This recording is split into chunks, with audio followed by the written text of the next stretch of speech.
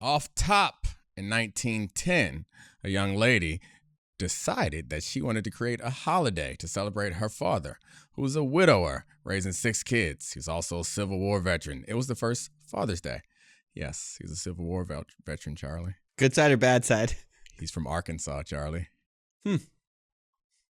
But he enlisted with the Union. Let's go. Play the music. This is the Domonique Foxworth Show.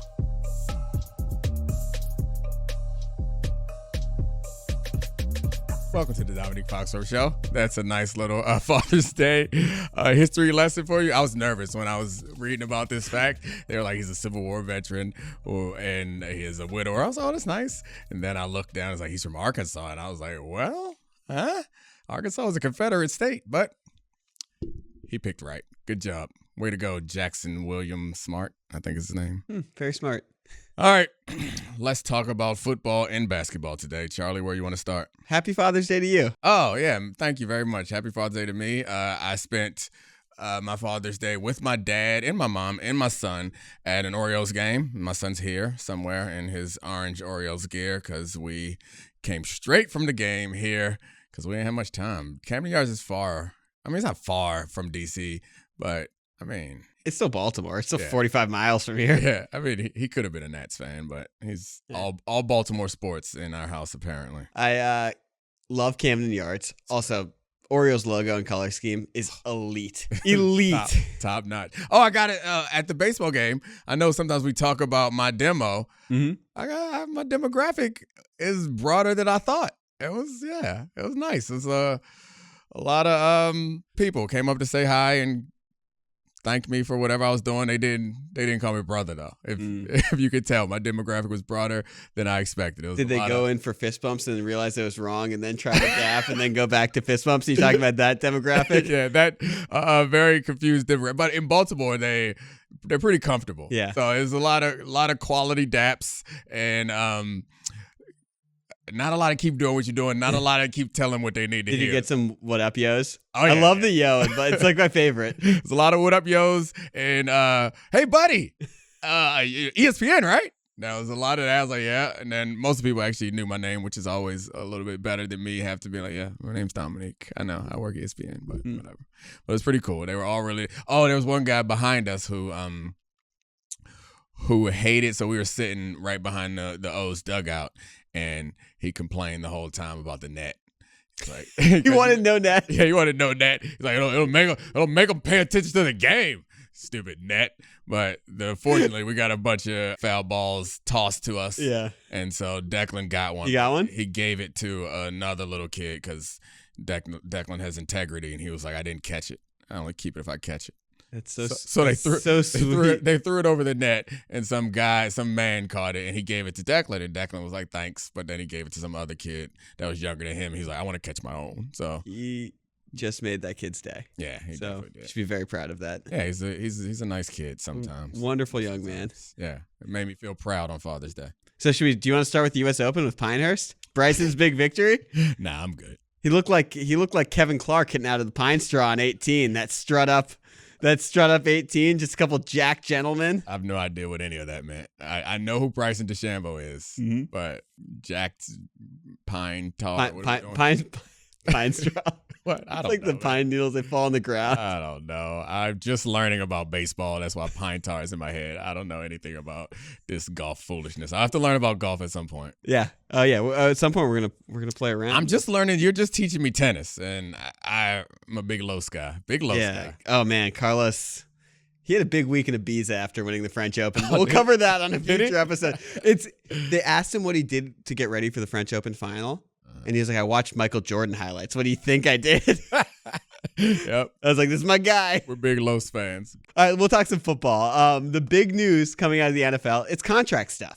It's the Jaguars who last year at this time were a trendy pick to be the number 1 seed in the AFC, partially because of schedule, partially because of the emergence of Trevor Lawrence in the second half of the 2022 season. And his playoff performance, he kept it close against the Chiefs after coming back against the Chargers. Last year did not go as planned. But what do you do with franchise quarterbacks? You pay them.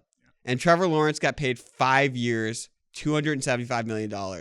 The contract is roughly equivalent to Joe Burrow's. I mean, the money's moved around in different spots and a little bit backloaded with the cap hit. But I got to ask you, with how that team has been built, the success that they've had being limited, will the Jaguars regret giving Trevor Lawrence a 5-year, $275 million contract? Absolutely not. Like, there's no way that they regret. I mean, I guess there is a way that they regret it. But I guess what else are they going to do? Like, would they regret it? And this is, we end up here pretty quickly when we talk about most quarterback payment situations. It's like, do they deserve it? Did they earn it? Is this going to set them up for success? The question is, do you have a better option? Mm-hmm. And if your option is to go back looking for a new quarterback, then the quarterback you have now has to be pretty mediocre if you think you'd be better off back in the open market trying to draft and develop or trying to find a free agent. Mm-hmm. The question for Trevor Lawrence has shown high highs. His issue, very streaky. Yeah, his issue is more about consistency and figuring all that out. I think that's something worth investing in. The tougher question I would say for Trevor Lawrence is, did you have to pay him as much as you did? Mm-hmm. And you kind of do. So I like Trevor Lawrence. The quarterback payment is never really a measurement of where you are ranked amongst your peer quarterbacks. I think a lot of fans and teams hope that they can say, well, you're only the 5th best, so we're going to pay you like the 5th best. No. When your guy's a free agent, he has the leverage, because what are you going to do? You're going to go back and look for quarterbacks. So I don't know what the other option is. If you want to win a championship, Trevor Lawrence gives you the best chance of doing it. If you are not, and I think some teams don't realistically think they have a chance at winning a championship, but still want to be competitive, interesting, exciting for their fans. All those things happen when you sign Trevor Lawrence. Yeah. You don't, you're Jacksonville, you're in no man's land. Yeah. So I have a lot of thoughts on it. Okay. I think Kevin Cole tweeted out the adjusted quarterback efficiency versus actual, and you can see how far Trevor's adjusted efficiency is above his actual. That takes into account drops, interception and fumble luck, yak as expected versus what actually happens. And he goes from a middle pack quarterback to 4th. But that's why I think the contract decision is interesting, because he's clearly a better player than what the traditional counting stats would say.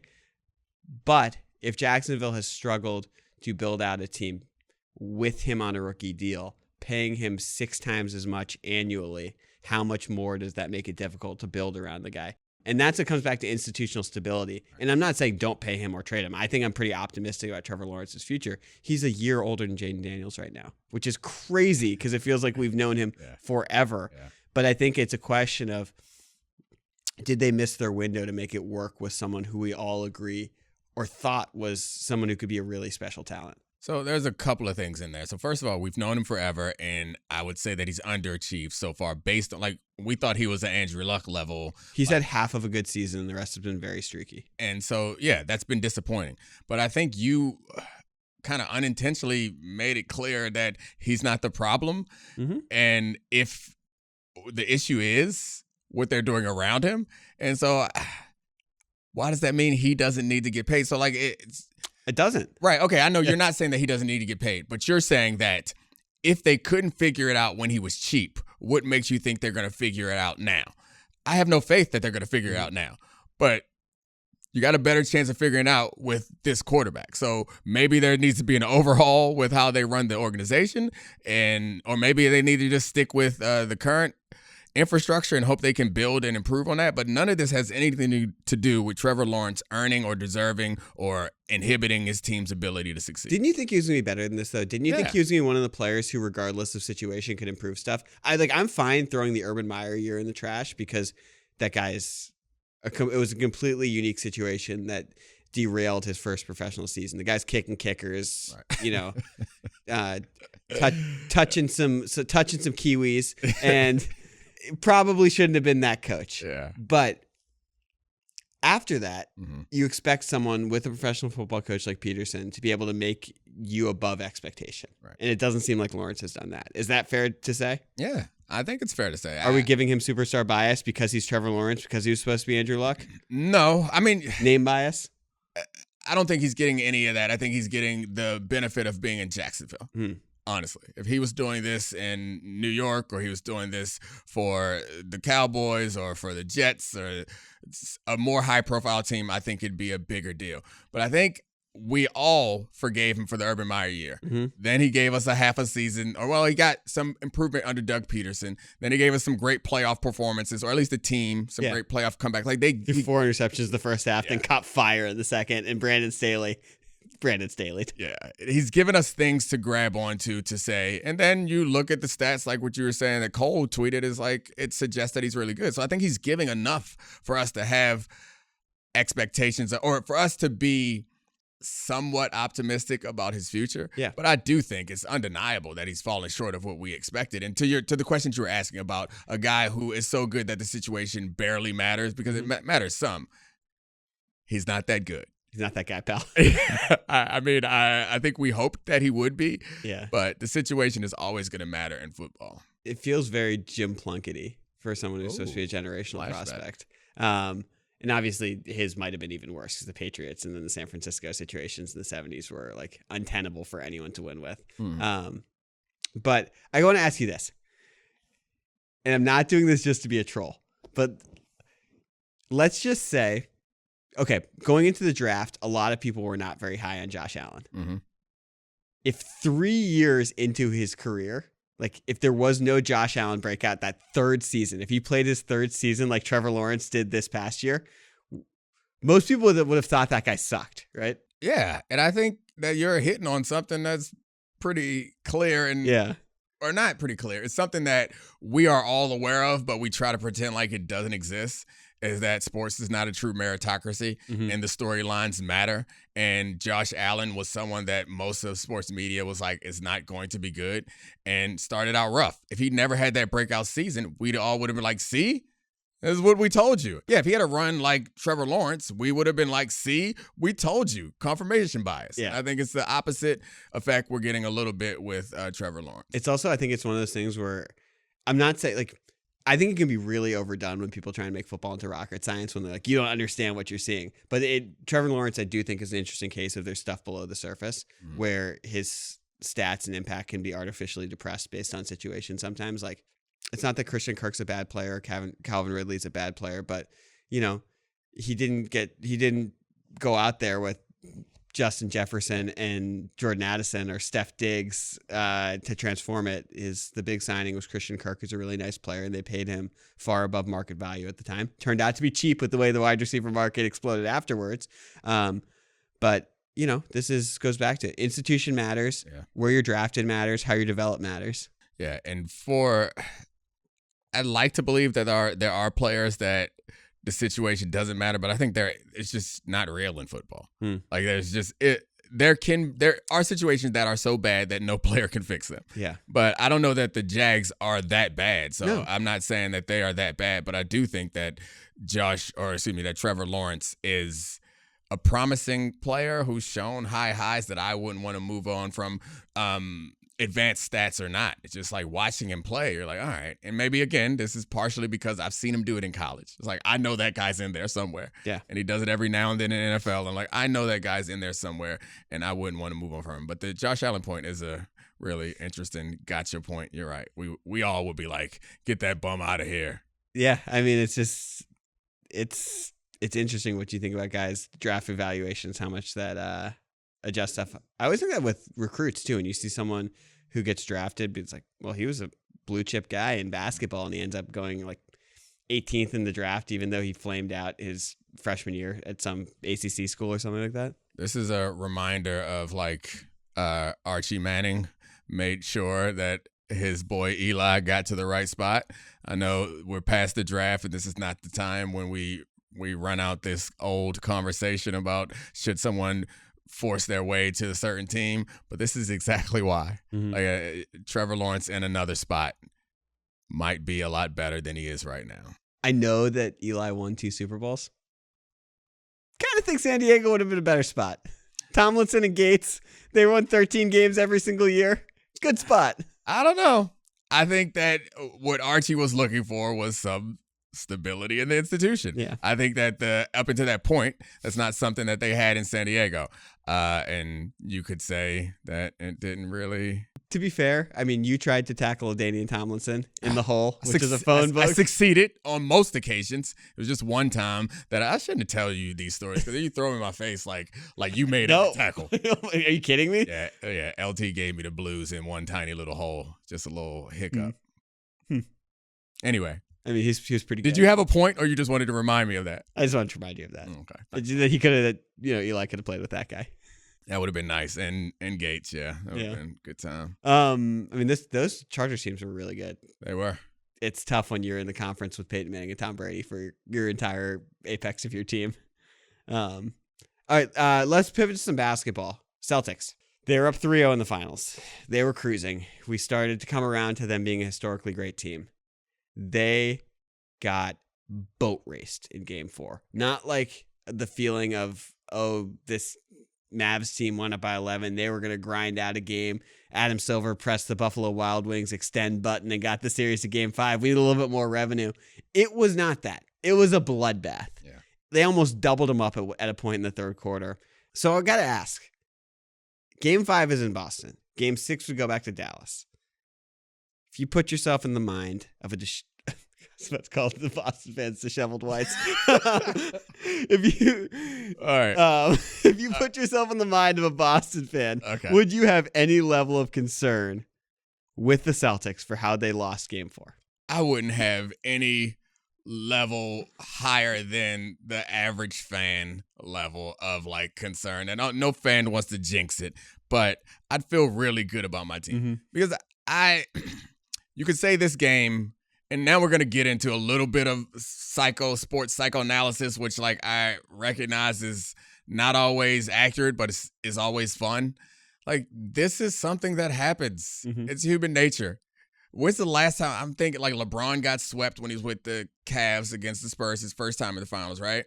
I don't you just don't sweep teams in the finals. It's unrealistic to think that a team is up 3-0 against a formidable opponent and they're just going to not stand up at all and put up any fight. And then the Celtics are going to be able to have the same level of intensity no matter how many pregame speeches you give or how hard you want to play.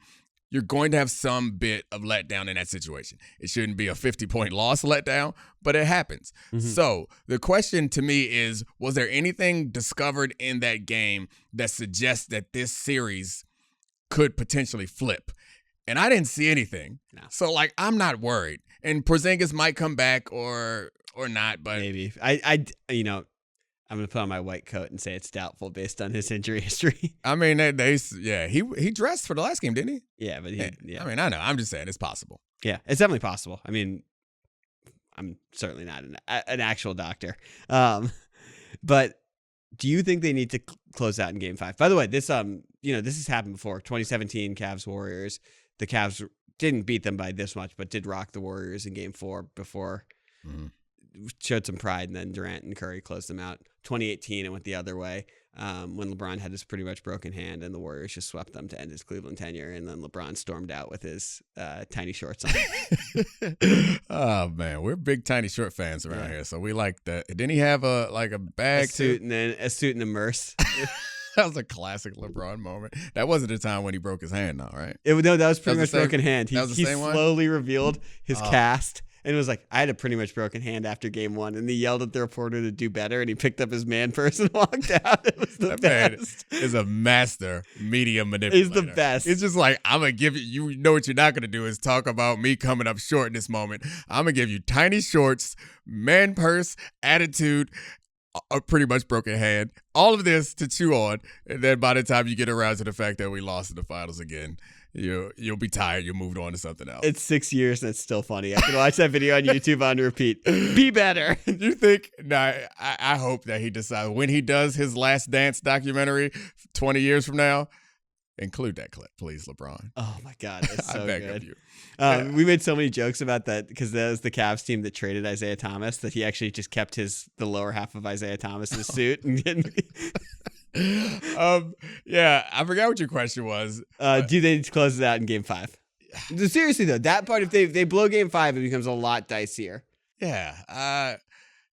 They need to win again at some point. Of course, they get tighter if they lose. Everyone gets tighter. Everyone gets more concerned.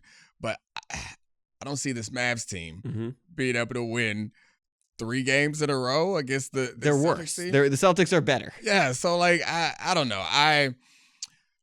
What would have to happen, and again, we're getting into psychoanalysis land, is that this loss rocks this team mentally. And then they start to turtle up and get scared and start to miss the shots that they were making and start to press and then have a historic collapse. I think that's possible for certain teams. Maybe you could think it's more possible for this team because they've had issues before, but this is such a battle-tested team. They are not like babies. They're comfortable in this situation. Like I think if they'll probably win game 5, but if they lose game 5, I'm not too worried. I guess then game 6 is a whole nother question. Yeah. If they get it to game 7, see how many ifs we have to get to? This is why it's kind of outrageous. If they get it to game 7, I'd be worried. But I don't see them losing 5 and 6 to a team that's obviously worse than them. And Luka gave all the defense he had. It's all of it. He emptied the defensive tank in this last game. Held Celtics players to 2 for 11 from the field in game 4. Look at that, man. Lockdown D. Lockdown Luka. Yeah, no, I mean, I do think it's important. Like, look, they came back from 3-0 on Miami last year. They didn't win game 7 because Jason Tatum sprained his ankle. But that was different because they were better than the Heat. Like, that series never should have happened unless Caleb Martin stopped having flames shooting out of his Yeah. So I think they will close it out in game 5. Yeah. But if they don't, I would feel I could see some big momentum shifts. And I know we don't believe in that stuff, but going home, if they've won 2 in a row, like I would favor Dallas to win game 6 if they get there. Speak for yourself. I believe in momentum. I mean, good. So do I. I didn't want to sound like a maroon on this show. No, I think one of these days, maybe one of these boring days, we can take all the like sports idioms and actually give them definitions. Because I think that when people dismiss momentum, it's because they're taking it literally.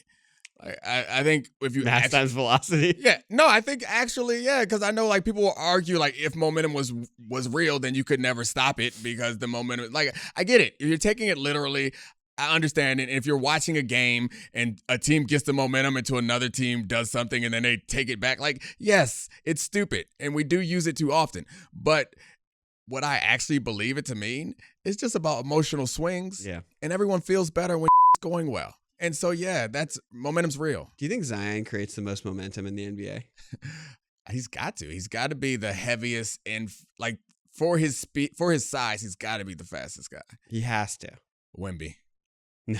Wemby's pretty heavy and fast. Wemby weighs 100 pounds less than Zion. I don't know. He's so much longer though. Like you think that he's not heavy. He's what's Wemby listed at? I don't believe NBA weights. I don't believe any NBA weights. I just started believing their heights recently. He's listed at 7'4", 209 pounds. That's no chance. So what do you think he actually was? You give him like 230? He's 7'4", Charlie. Yeah. He's got to be. He's 8 foot wingspan. He's got to be 255. Okay, well Zion's listed at 284, and that's a bigger lie. Well, actually, he might have been down to 284 this season. They reported that he was. The thing is, and this is. I don't know, man. Like, I know that football players are, like, bigger. Yeah. But we got guys that are 6'3", 280. I have a hard time believing that somebody can be 7'4", like a whole foot taller than these people, and be 209? That's absurd. Wemby can't be 209 pounds. How about when Zion puts his, like, chin above the rim? My gosh, yeah, he's definitely the velocity or the momentum master. I wonder if he creates more like momentum than Aaron Donald. If you gave him like 10 yards to create it, nah. You need Brinkus. Brinkus, bring back Brinkus. What's he doing? I don't know. Yeah. We gotta know though. I mean, I'm sure we could. I guess we don't know what we could find we could calculate it pretty easily if we trusted the weight. And we need like the Amazon MPH. Yeah, like the top speed of, and I guess Aaron would be harder because it'd be hard to find him in a full sprint. And also Zion has the ball, which is definitely like a slowing down factor. I'm sure he's had to run back for a chase down block in college or something. Oh, in college, but doesn't do that anymore. Yeah, he doesn't anymore. He did. I guess he did this season at the end of the season. This has been fun. This is great. It was awesome. What a great Sunday. What a great Sunday. All right. Tell your dad I said Happy Father's Day. Happy Father's Day to everyone. And thank you to all the great producers, Kevin, Brian, Serafina, Megan, Tez, and I love you, Parville. Hey. Hey. What are you doing here? You forced me to be here. I forced you to be here? Yes. How so? Well, your friends did. Those aren't my friends. I don't have any friends. Happy Father's Day to you. Yeah, happy Father's Day to me. All right. So let's get out of here. Bye. Is it? Is this my water? No, it's Charlie's water. Do you want some water? No. Okay. Hi, guys. Bye. Wait, no, not bye. Hi.